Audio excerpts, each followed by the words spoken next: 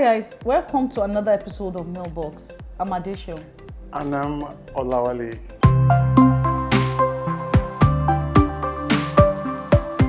On today's episode, our first mail is from Chidi. Chidi is from Port Harcourt.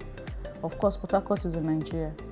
He said, "Good day. I've dated Gift for close to 3 years, and the money I've spent on her is enough to buy lands across Nigeria. She always wants the latest of everything, never considering the pocket money is coming, where the pocket money is coming out from. I don't have an issue spending for my woman, but when it becomes a do or die affair and causes big fights between us, then it is worrisome. I want to marry early next year, but I'm scared this would affect our relationship. What can I do?" All right. So one of the biggest challenges in relationship is finances. And when two parties have conflicting opinion about finance, it's always going to be a major problem. It's never going to end.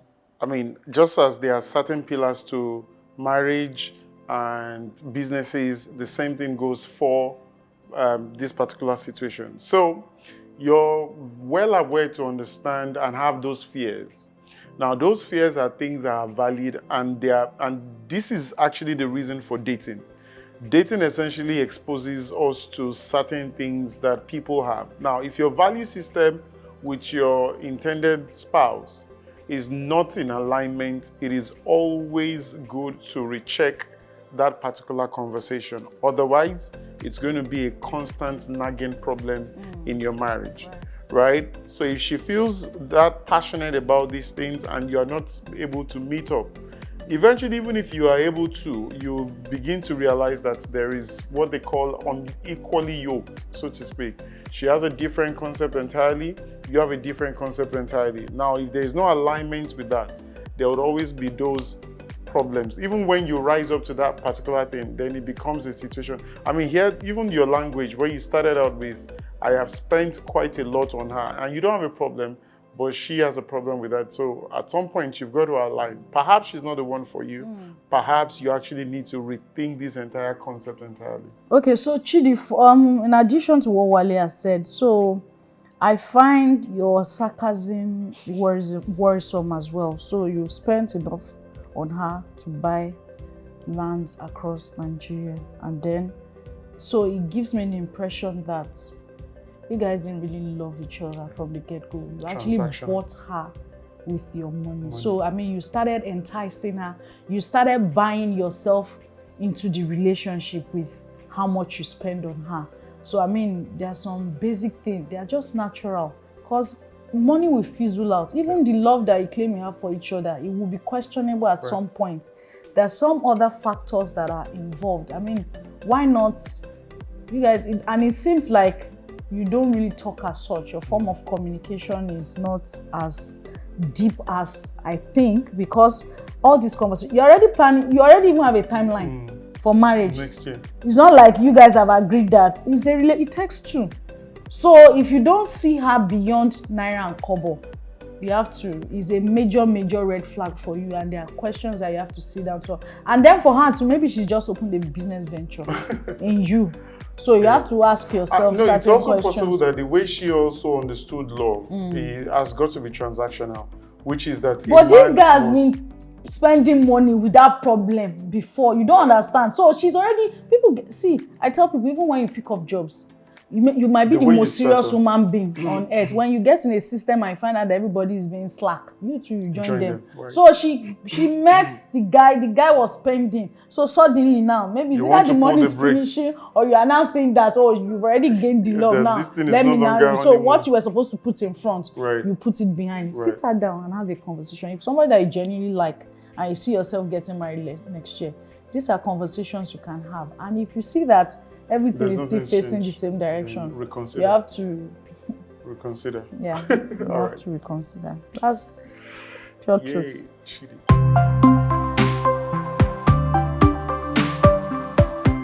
Okay, so that takes us to our next question. It's from Bimbo from Ibadan. She said, my in-laws want to dictate my wedding. Hello, ma. My fiancé is the first son and the child of his family. First son, maybe the person wants the only child of his family. and we are planning our wedding for end of this year. My soon-to-be mother-in-law has literally taken over the planning of our wedding, from the venue to the number of guests, to the caretakers, to the caterers, and even color of the day. I'm grateful for her input, but it's getting too much. My fiance says it's just being an excited mother, and I'm being too dramatic.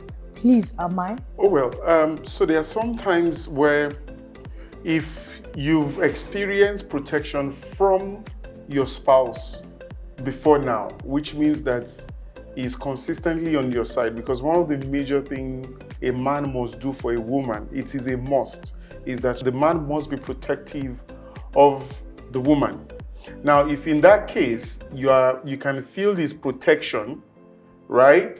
It becomes easier for you to let the wedding planning go. However, I have a different opinion. Now, this is a personal opinion, because the way in which the wedding goes dictates what also happens in your marriage in some way. So when you put your foot down, so to speak, that this is our wedding, especially if you bankroll the wedding and if you allow their input, sometimes most people take it that they have a stake in your marriage by reason of them having an input into it. But if in time past, your spouse, which is your husband-to-be, has consistently been protective of you, if that hasn't been, then you're not being over dramatic. It's a sign of so many things to come. And if you don't call it off right now, you're going to have a major problem. Now, if he's a mommy's boy, which is that it takes every single thing from their mom, whatever the woman says, then it goes, all that goes, then you might actually have a problem. Marriage is a union between a man and a woman, and the only external party that is allowed in your marriage is God. Every other person, they are meant to be outsiders. Now, people have different school of thought on that, but we've seen that once a man does not live to cleave to the spouse, there is usually a long-lasting problem that would never be solved in 20 years, nor in 30. At some point, you might actually have to go to the court of law. So it's better to have a broken engagement than to have a broken marriage. And in some cases, children are already involved. It becomes messier and all of that. So my counsel is this: you might not be over dramatic, but if you check all the other conversation, which means that has he been protective of you? Has he always taken your side on any subject matter? If that hasn't been the case, then you're not being over dramatic. Yeah, so to buttress your point, so there are different things that are going on in this conversation. Maybe because I'm female, or maybe because I have an idea of how this could look. But however, just like you said, the husband and the wife, they are the major people in this conversation. Now, it's clear, the boy is the mommy's boy. It's not that the mother is over dramatic. Then again, before you can be cutting shots, then the money is coming from you. But he also needs to understand that she's female. And most times when it comes to marriage, these are things that, the mom had her wedding, she had her marriage. Even if she didn't have, don't come and practice what you are having, what you missed from mine. Of course, parents would have their own, sometimes for parents, it's time for them to be happy, sure, but not to now override the reason why we are here. Because truth be told, you can have everything planned up and I don't show up. Yeah. What about that? So both of them should sit down and talk.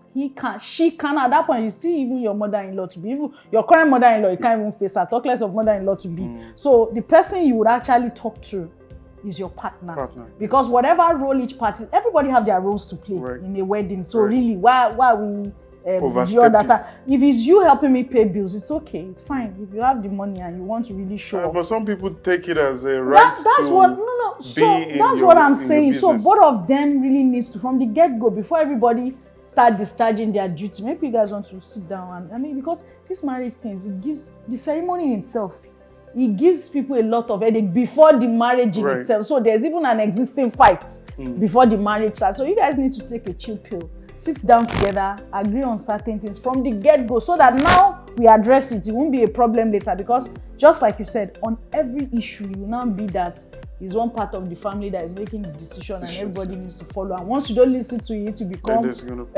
disrespectful. Oh, she's rude, she's disobedient. So I think we've been able to help to a certain extent on that. Yeah.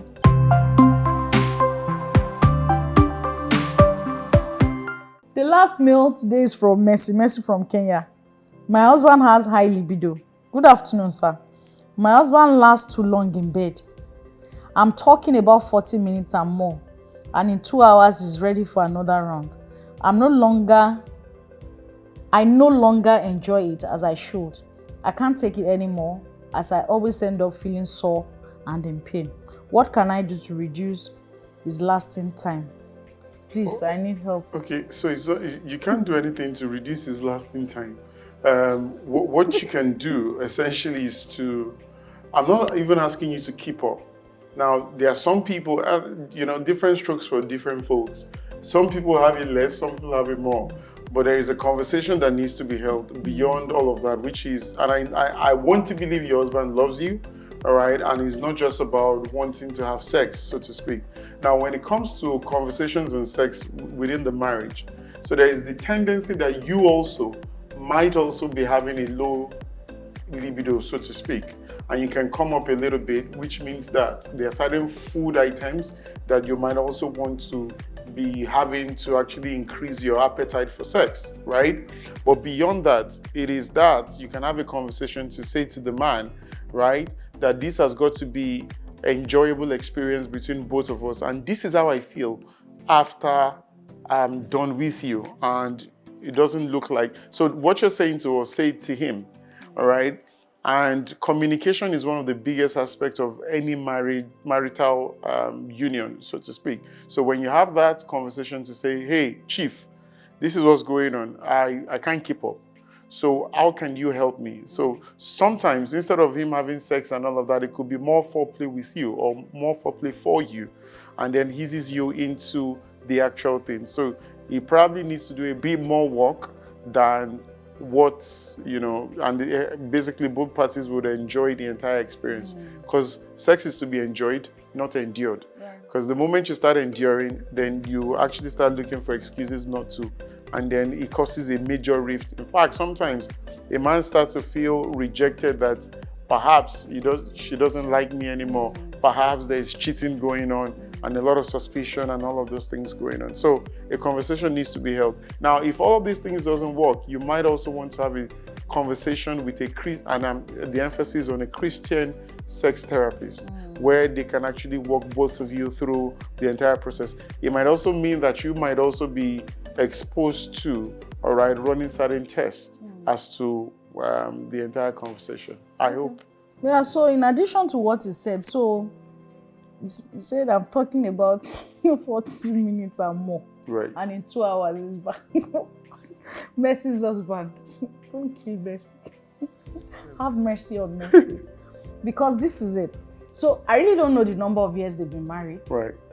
And so I can speak for female, an average female, not the one that, So also maybe you want to also introduce your husband to some other forms of activity. So maybe the only activity that you people have in your house is just that sex. Probably you guys want to be going to the gym, or you guys want to be doing some form of aerobics at home. You want to be going out more, because there's some things to inform some things, of course, because if you record in relationship, if you record a lot of downtime in terms of activity, because when the head is sometimes not really occupied, the only thing you want to go to is that thing that will just, because the truth about the matter is, for the guy, once he's okay, he moves on to another thing. You're the one that is still thinking that, you just finished having sex. And that is the truth.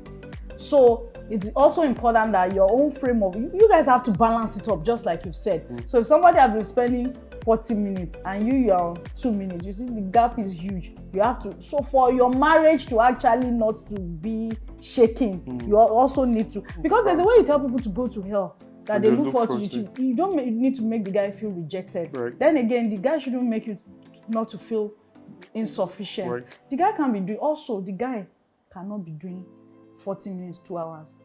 one hour, one It's hour. not It's not an Olympics. everyday. Of course, It's not Olympics. There are more to life than there is mix and match of everything. In as much as it's something that he likes, and you guys are in it for the longest time, you guys just need to Pace yourself.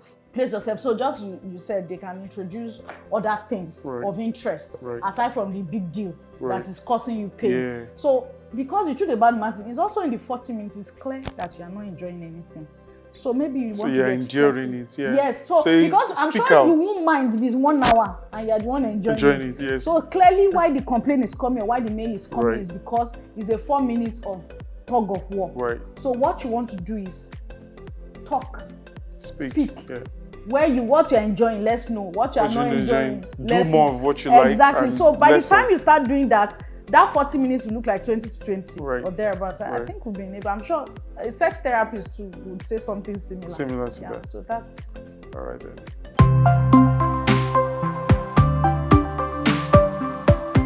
So that'll be all on this episode of Mailbox. Till next time, I'm Addition. Wale.